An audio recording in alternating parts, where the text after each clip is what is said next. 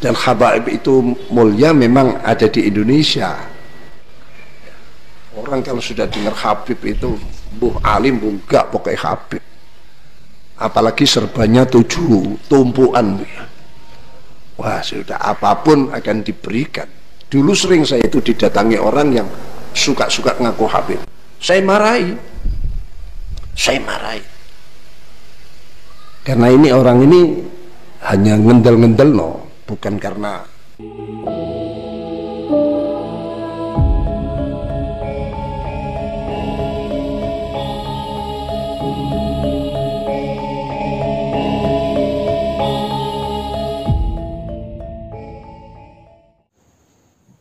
Kiai Haji Syukron Ma'mun rahimahullah ta'ala akhirnya mendukung tesis Kiai Haji Imaduddin Uthman Al-Bantani. Alhamdulillah, alhamdulillahilladzi bini'matihi tatimmus sholihat. Kami Al-Fakir Tawam Alim, salah satu sahabat karib dari Kiai Haji Imaduddin Uthman Al-Bantani, sedang sowan teng dalem ke rumahnya beliau Kiai Haji Syukron Ma'mun di Pondok Pesantren Darul Rahman Depok. Alhamdulillah beliau sangat welcome. Kami Al-Fakir Ta'alim bersama istri bahkan diajak keliling. Beliau sendiri Kiai Haji Syukron Ma'mun yang nyupir. Jadi kami disupiri nih keliling-keliling Pondok Pesantren Darul Rahman di Depok. Alhamdulillah Kiai Haji Syukron Ma'mun sehat walafiat, dan beliau sekali lagi tidak membenci tesis Kiai Haji Imaduddin Uthman Al-Bantani, dan beliau sebenarnya juga tidak begitu muhibbin terhadap para habaib, karena sudah mulai banyak kritikan-kritikan beliau terhadap para habaib, karena para habaib ini sering mengadakan acara dan orang-orang pribumi yang harus hadir, tetapi tatkala orang-orang pribumi, kiai-kiai pribumi ini yang mengadakan acara, ya para habaib itu enggan untuk datang, Kalau seandainya datang pun harus menjadi tamu kehormatan. Oleh sebab itulah Kiai Haji Syukron Ma'mun rahimahullah ta'ala ini sudah mulai bangkit dan berani menyampaikan kebenaran. Tetapi kalau beliau ini kiai sepuh, ya maka beliau harus hati-hati. Hati-hati kalau ngomong di depan jamaah, di depan banyak orang, karena tingkat pengetahuan yang berbeda. Tetapi intinya beliau kalau pribadi, ya ngomong pribadi dari hati ke hati, begitu, tidak dari panggung ke panggung. Beliau ngomongnya ya begitu, apa adanya.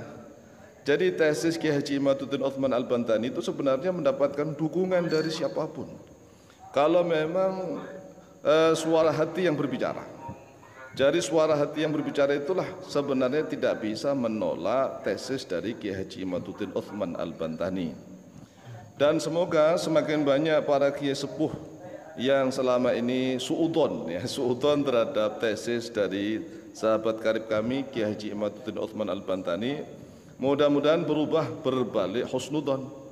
Karena selama ini kan husnudon para kiai sepuh NU di Indonesia ini terhadap nasab para habaib alwi bersambung kepada Rasulullah Sallallahu Alaihi Wasallam. Ini husnudon mereka, husnudon para beliau-beliau para kiai NU. Nah sekarang harus diterapkan juga husnudon terhadap tesis Kiai Haji Imaduddin Uthman Al-Bantani. Sudah saatnya kebenaran itu harus ditampakkan, karena segala sesuatu itu kan ada dasar, ada standarnya. Sedangkan para ulama sudah menulis ribuan kitab. Nah ribuan kitab itulah yang menjadi salah satu rujukan.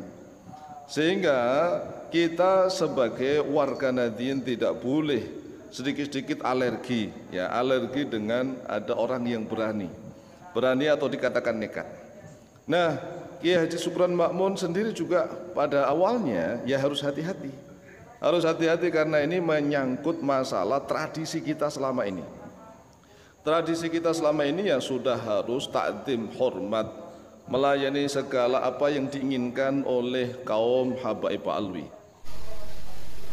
Kalau saya sih tidak bela sana, cuma kalau ketemu Habib sudah Habib. Yang penting panjenengan takwallah anu pasti tidak akan berubah. Orang takzim cinta pada habaib kan nilai takwanya sebetulnya bukan habibnya.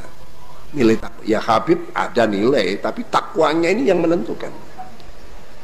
Bagi kelompok yang ini ya kalau tujuannya adalah penggalian ilmiah ya, untuk menggali ya, karena ini dalam tataran ilmiah mencari NASA, akhirnya buka kitab-kitab yang lama-lama ya kan pasti ketemu kalau ilmiah. Tapi syaratnya jangan ada caci maki, jangan ada menjatuhkan. Kan bagus kalau nemu ini kok nasabnya menurut saya putus, datanglah ke dibuat mudzakarah di situ. Gimana ini anak? Terus sering mencari, terus mencari, ketemu nanti. Kalau urusan ilmiah ketemu.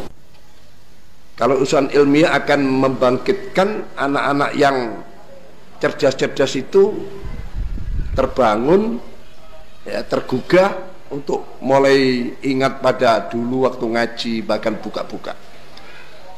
Nah, bisa melahirkan anak-anak cerdas atau memunculkan mereka yang selama ini tidur bisa muncul, tapi tetap dalam koridor husnudzon, koridor yang penuh dengan ketawadhuan, bukan lalu apa istilahnya itu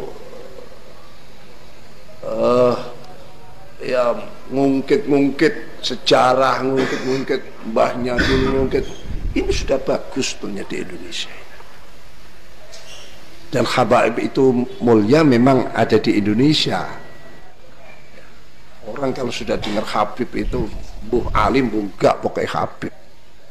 Apalagi serbannya 7 tumpuan. Wah, sudah apapun akan diberikan. Dulu sering saya itu didatangi orang yang suka-suka ngaku habib. Saya marahi. Karena ini orang ini hanya ngendel-ngendel bukan karena. Tapi kalau ada habib yang baik, ya saya muliakan. Sama saja dengan yang lain. Gus kan sama dengan Gus, siapa gelar-gelar yang di luar Jawa ini atau di Jawa Barat banyak gelar-gelar yang begitu, semua nilai akhlak dan prakteknya.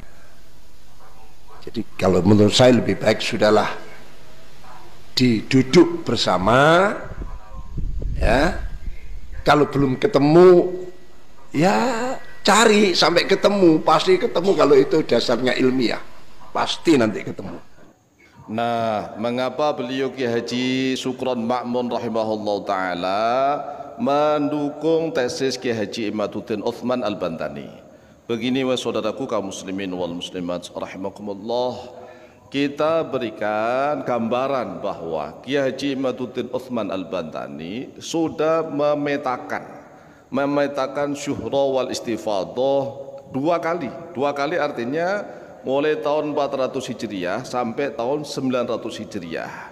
Syuhra wal istifadah bahwa hanya 3 orang saja anak dari Sayyid Ahmad Al-Muhajir bin Isa. Hanya 3 orang ini syuhra wal istifadah, yaitu Muhammad, Ali dan Husain. Hanya 3 orang saja. Sekali lagi ini adalah syuhra wal istifadah selama 500 tahun. Inilah yang sah.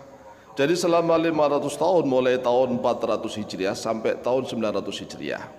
Mengapa diawali tahun 400 Hijriah? Karena wafatnya Sayyid Ahmad Al-Muhajir bin Isa itu sebelum tahun 400 Hijriah. Kemudian kenapa dibatasi sampai tahun 900 Hijriah? Karena ini awal dari menyebarnya syuhra wal istifadah yang kedua. Jadi tahun 900 Hijriah sampai tahun 1444 Hijriah. Sekarang tahun 1446 ya. 2 tahun yang lalu ini sudah perdebatan masalah nasab di Indonesia. Nah, tahun 900 Hijriah sampai 1440 Hijriah ini anaknya Sayyid Ahmad Al-Muhajir bin Isa itu berubah menjadi 4. Awalnya syuhra wal istifadhahnya hanya 3, yaitu Sayyid Muhammad, Sayyid Ali dan Sayyid Husain. Tiba-tiba berubah menjadi 4 ditambah Ubaidillah. Nah, inilah benang kusutnya, benang merahnya di sini. Sehingga banyak sekali tokoh NU yang mengatakan kita husnudzon saja kepada nasab para habaib Alwi. Husnudzon dengan menggunakan dalil syuhra wal istifadhah. Maka pertanyaannya bisa kita jawab. Syuhra wal istifadhah yang sah itu mulai tahun 400 Hijriah sampai 900 Hijriah. Syuhra wal istifadhahnya bahwa putra Sayyid Ahmad Al-Muhajir bin Isa hanya ada 3 orang saja, yaitu Sayyid Muhammad dan Sayyid Ali dan Sayyid Husain.